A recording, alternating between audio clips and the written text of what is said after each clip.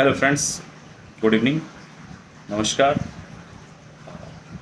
जय हिंद साथियों। जैसा कि आप जानते हैं, उत्तर प्रदेश का बजट 2 दिन पहले पास हुआ और बजट पे कुछ चर्चा हम लोग करेंगे। Due to some reason I was not available, but today I am available for that. So please हम लोग एक एक सेक्शन वाइज हम लोग इसमें देखेंगे, एक एक एरिया वाइज हम लोग देखेंगे, इसमें बात करेंगे बजट पे। जैसे एजुकेशन पे उत्तर प्रदेश की गवर्नमेंट ने क्या किया। उत्तर प्रदेश की सरकार ने 13.3% ऑफ टोटल एक्सपेंडिचर इन्होंने एलोकेट किए, जो कि जितने स्टेट्स हैं इंडिया में उनका एवरेज एलोकेशन एजुकेशन पे 15.8% है। उसमें सबसे लोअर उत्तर प्रदेश का है और उत्तर प्रदेश ने उस पर 13.3% टोटल एक्सपेंडिचर का इन्होंने एलोकेट किया। तो इस पर थोड़ा सा बजट पे बढ़ाना चाहिए था, जिससे कि हम एजुकेशन में और अच्छा कर पाते, नई यूनिवर्सिटीज़ देते, नए कॉलेजेस, नए स्कूल्स, अपॉर्चुनिटी क्रिएट करते। सो ये नहीं हो पाया, it's very embarrassing. Health sector में आते हैं। हेल्थ सेक्टर में गवर्नमेंट ने 6.3% एलोकेट किए टोटल एक्सपेंडिचर, जो कि ऑल स्टेट्स के जो अदर 30 स्टेट्स हैं उसमें 5.5% एवरेज एलोकेशन है सारे स्टेट्स का, बट ये पूरा नहीं कर पाए। इसमें भी हम उससे आगे नहीं निकल पाए। इवन आप देखेंगे दिल्ली का बजट, तो दिल्ली में भी हेल्थ पे 19,000 करोड़ रुपए खर्च किया दिल्ली।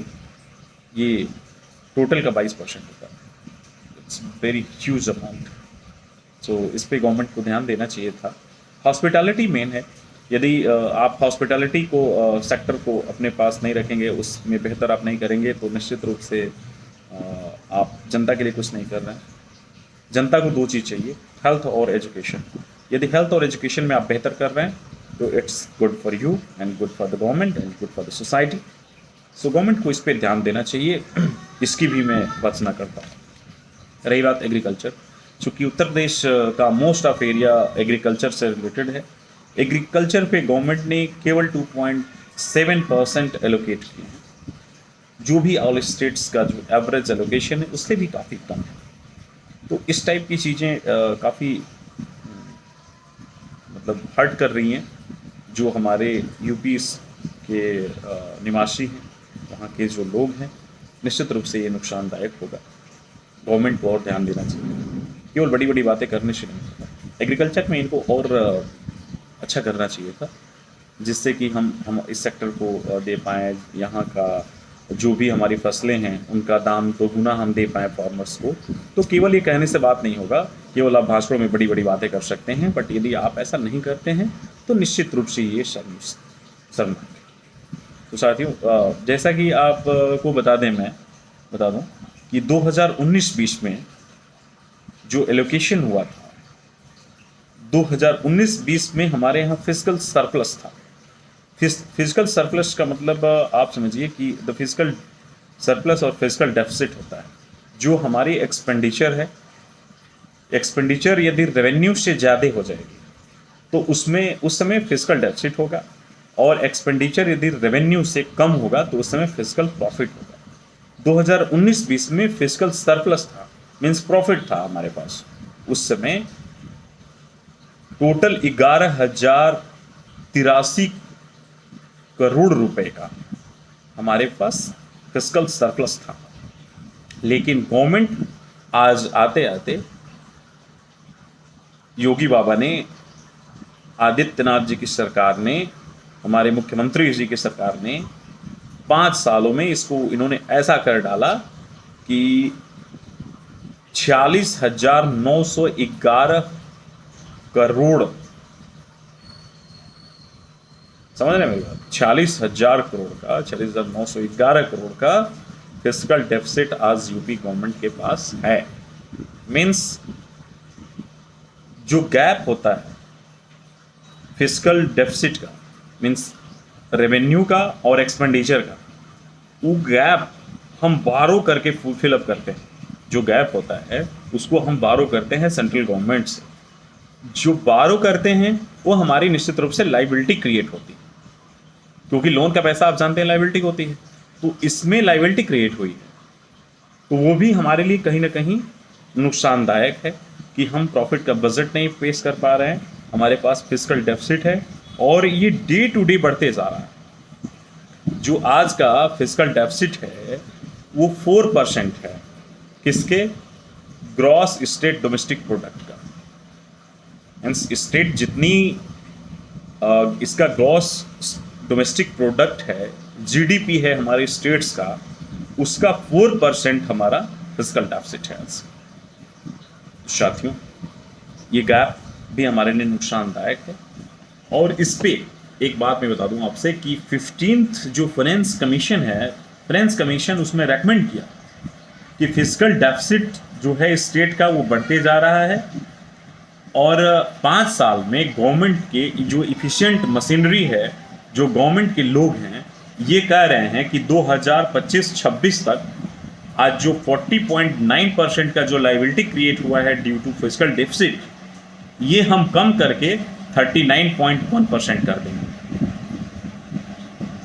अब इनका एफर्ट देख लीजिए, इसमें निश्चित रूप से सोचने की बात है कि गवर्नमेंट ऐसी कौन सी मशीनरी यूज कर रही है और इनके पास ऐसे रिसोर्स नहीं हैं, इनके पास ऐसे इफिशिएंट लोग नहीं हैं कि 5 साल लगते हैं इनको 1% लाइबिलिटी कम करने में। मैं दावे के साथ ही कहता हूं कि 2025-26 का वर्ष जब आएगा तो आप देख लीजिएगा फिस्कल डेफिसिट उस समय कम नहीं हुआ होगा, ये बढ़ गया होगा और ये हमको लगता है कि 5 to 6% of gross state domestic product हो जाएगा। इसकी मैं पूरी तरह से गारंटी देता हूं, क्योंकि ये सरकार इस चीज़ को मीट नहीं कर पाएगी, इस रिक्वायरमेंट को मीट नहीं कर पाएगी, इस गैप को फिल नहीं कर पाएगी, क्योंकि इनके पास कोई ब्लूप्रिंट नहीं है, तो ये पूरा नहीं कर पाएगी। साथियों, ज़्यादा मैं नहीं बोलना चाहता हूँ, चूँकि स्टेट का जो कंपोजिशन ऑफ स्टेट्स है, जो स्टेट गवर्नमेंट जो हमारे जीएसटी स्ट्रक्चर से जो इनका रेवेन्यू होता है, तो उसमें पहले जब जीएसटी स्टार्ट हुआ था तो 14% गारंटी देती थी गवर्नमेंट, सेंट्रल गवर्नमेंट, कि 14% एनुअली इंक्रीज करेगा जीएसटी का रेवेन्यू हमारे स्टेट्स का। यदि नहीं करता है तो उस गैप को फिल करने के लिए जो सेंट्रल गवर्नमेंट सेस लगाती है, उस सेस से स्टेट गवर्नमेंट को हम ग्रांट देंगे। और मैं बता दूं कि अभी तक स्टेट गवर्नमेंट वो रेवेन्यू को, जो जीएसटी से रेवेन्यू होनी चाहिए, उसको मीट नहीं कर पाई है। अभी इस पीरियड में भी अभी ये 8,000 करोड़ से ज़्यादा ये अभी इनको ग्रांट मिलना बाकी है सेंट्रल गवर्नमेंट से। तो ये तमाम पहलुओं को जब आप ध्यान देंगे, एजुकेशन, हेल्थ, एग्रीकल्चर और जो हमारे फिस्कल डेफिसिट, रेवेन्यू लॉसेस, उसके बाद से जो टैक्स कलेक्शन भी आपको बता दूं कि जीएसटी का जो कलेक्शन है इनका लार्जेस्ट रेवेन्यू रिसोर्स है। लेकिन आप देखिए कि रेवेन्यू रिसोर्स कब बनेगा जीएसटी, जब हमारे पास इंडस्ट्री डेवलप होगी, इंडस्ट्री में हम अच्छा काम कर पाएंगे, हमारे बिजनेसमैन को इनवाइट कर पाएंगे हमारे यहाँ इंडस्ट्री लगाने से। केवल मंदिर, मस्जिद और तमाम ऐसे मुद्दों पे बात करके आप लोगों को बरगला सकते हैं, लेकिन हमारे यहाँ उत्तर प्रदेश के जो इंटेलेक्चुअल्स हैं, निश्चित रूप से उनको आप ये सब बातें करके नहीं बरगला सकते, झूठा दिलासा नहीं दिला सकते और आपकी इन बातों से लोग प्रभावित नहीं हो सकते हैं। सो प्लीज़ गवर्नमेंट से it's my humble request to government कि गवर्नमेंट इस पे ध्यान दे, अच्छा करे, नहीं तो ऐसे ही उत्तर प्रदेश का विकास नहीं हो सकता है। मैं बार बार ये बात कहता हूँ कि इस टाइप की केवल एक आम आदमी पार्टी है पूरे हिंदुस्तान में जो लोगों को ये दावा कर सकती है, लोगों को ये बता सकती है कि हम गवर्नमेंट को प्रॉफिट में कैसे चला सकते हैं। आप जाके दिल्ली का जो मॉडल है उसको आप देख लीजिए, खुली किताब है, इसको आप देख सकते हैं कि दिल्ली की गवर्नमेंट कैसी चल रही है, उनका बजट कैसे प्रॉफिट में है, कैसे सरप्लस में है। उत्तर प्रदेश के मंत्रियों को, सरकार को जाके वहाँ पे ये चीज़ें सीखनी चाहिए और जो इफिशिएंट्स लोग हैं उनको यहाँ पे लगाने चाहिए, डिप्यूट करने चाहिए, तभी हमारी सरकार अच्छा कर पाएगी। एक जिम्मेदार नागरिक होने के नाते मैं ये माननीय मुख्यमंत्री जी से ये अर्ज़ करता हूँ कि इस पे ध्यान दें, और एक आम आदमी पार्टी का एक नेता होने के नाते ये इस बजट की मैं काफ़ी भर्त्सना करता हूँ कि ये बजट प्रॉपर नहीं है, ये बजट पर्याप्त नहीं है, इस बजट से उत्तर प्रदेश का विकास नहीं हो सकता है। तो साथियों, इसी के साथ मैं अपनी बात ख़त्म करता हूँ। जय हिंद।